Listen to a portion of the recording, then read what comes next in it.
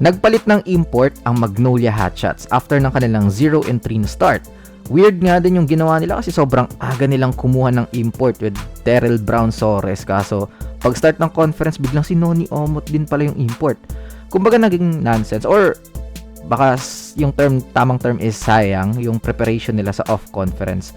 Ang agang kumuha ng import, hindi rin pala yun yung gagamitin. Kumbaga yung time and effort nila, ayun. So one chismis kasi is hindi fit sa system at gustong tumira sa outside. So ayun, pumunta sila kay Noni Omot. Kumbaga magre-rely sila sa talent muna instead of fit kasi wala nang time to check this one out. So ang gusto ng Magnolia ayon sa mga report is yung rebounder at banger. Pero it is also a different story kay Omot. Yes, sobrang galing niya. Rare big man that can also play yung mga shot making. Kaso lang, yun din yung hindi gusto ng Magnolia. Sa mga post-game videos natin, nawawala yung ball distribution ng Magnolia, nawawalan ng decision making si Jerome Lastimosa kasi kadalasan hindi na siya yung may hawak ng bola, puro sa import na yung nagke-create. He can put up points, pero nasisira yung locals na dapat mas ma-maximize. Kaya ito, 0-3 sila ngayon. Kung dati intro boys sila, panalo sa eliminations, talo sa playoffs. Ngayon naman, intro boys sa game or choker yung term. Kasi lamang sila first quarter hanggang third quarter. Tapos sa fourth quarter, dun sila matatalo kapag nalock na yung import and no locals are in rhythm. Nababalik tuloy yung usapan kay Chito Victolero. Nakakabasa ako ng comments na dati daw may identity sila. Yes, totoo naman yun. Kilala sila bilang defensive team which resulted naman talaga ng mga panalo. May nasusundan silang bagay. Every game, alam mong may palag. Yun lang talaga pag playoffs, dun sila nadadali.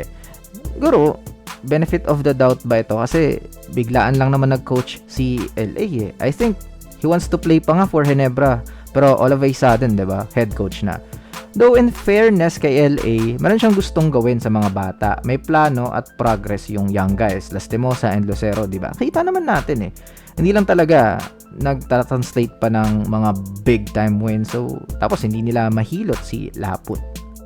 So, going to the import of Magnolia, Clint Chapman, isang 6'10" big man na 37 years old na, though still a prolific scorer kahit may edad, at isang magaling na rebounder. Sa kanyang recent league sa Lebanon, nito lang is nag-average ng 17.9 points, 7.4 rebounds at 1.4 blocks per game, shooting 57% sa 2-point area. Yung style of play niya is calm or smooth din sa kanyang mga drives, good finishing sa kanyang mga dunks, and can also stretch the floor. Marami yung tataka bakit matanda na yung kinuhang import. Siguro for the experience at yung stability kesa kay Omot na he will just force his way. Maybe dito kay Clint is more fluid yung offense at makakapag-run sila ng maayos. So, I cannot judge pa naman ngayon kasi base naman sa profile ng import is okay at sakto sa gustong gawin ng Magnolia.